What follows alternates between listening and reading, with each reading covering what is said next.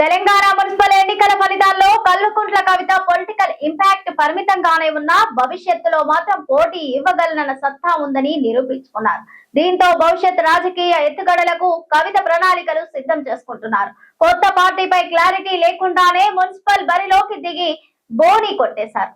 తాజాగా కొత్త పార్టీ ఏర్పాటుపై తెలంగాణ జాగృతి అధ్యక్షురాలు కల్వకుంట్ల కవిత కీలక ప్రకటన చేశారు. తెలంగాణ మున్సిపల్ ఎన్నికల ఫలితాల్లో కల్వకుంట్ల కవిత పొలిటికల్ ఇంపాక్ట్ పరిమితంగానే ఉన్న భవిష్యత్తులో మాత్రం పోటీ ఇవ్వగల సత్తా ఉందని నిరూపించుకున్నారు. దీంతో భవిష్యత్ రాజకీయ ఎత్తుగడలకు కవిత ప్రణాళికలు సిద్ధం చేసుకుంటున్నారు. కొత్త పార్టీపై క్లారిటీ లేకుండానే మున్సిపల్ బరిలోకి దిగి బోని కొట్టారు. తాజాగా కొత్త పార్టీ ఏర్పాటుపై తెలంగాణ జాగృతి అధ్యక్షురాలు కల్వకుంట్ల కవిత కీలక ప్రకటన చేశారు. హైదరాబాద్ లో నిర్వహించిన మీడియా చిట్ చాట్ లో ఆమె మాట్లాడారు.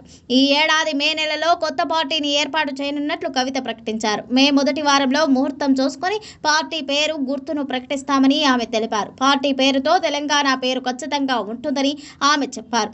వచ్చే ఎన్నికల్లో ఎక్కడి నుంచైనా పోటీ చేయొచ్చని మొదటి చాయిస్ సిద్దిపేట, రెండో చాయిస్ బోధన్ అన్నారు. 2 నియోజకవర్గాల్లో ఏదో ఒక చోట నుంచి తాను స్వయంగా పోటీ చేస్తానని తెలిపారు. మొదటి చాయిస్ సిద్దిపేట అని కవిత స్పష్టం చేశారు. సిద్దిపేట నియోజకవర్గంలో మాజీ మంత్రి హరీష్ రావు ప్రాతినిధ్యం వహిస్తున్న సంగతి తెలిసిందే. తెలంగాణలో ఇకపై బీజేపీ ఉన్నదని, రాష్ట్రంలో మేమే ప్రధాన ప్రతిపక్షం అని కవిత తేల్చి చెప్పేశారు.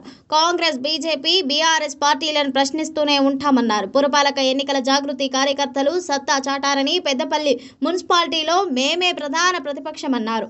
జీహెచ్ఎంసీ ఎన్నికల వరకు మాకు గుర్తు వస్తే మా పార్టీపైనే పోటీ చేస్తామన్నారు. అయితే ఎంపీటీసీ, జడ్పీటీసీ ఎన్నికల్లో ఏదో ఒక పార్టీ పొత్తుతో పోటీ చేస్తామన్నారు. మా పార్టీలో యువతకు పెద్దపీట వేస్తామన్నారు. బీఆర్ఎస్ నేతలు చాలా మంది మాతో టచ్ లో ఉన్నారని, ఎవరెవరు అనేది సందర్భం వచ్చినప్పుడు చెబుతానన్నారు.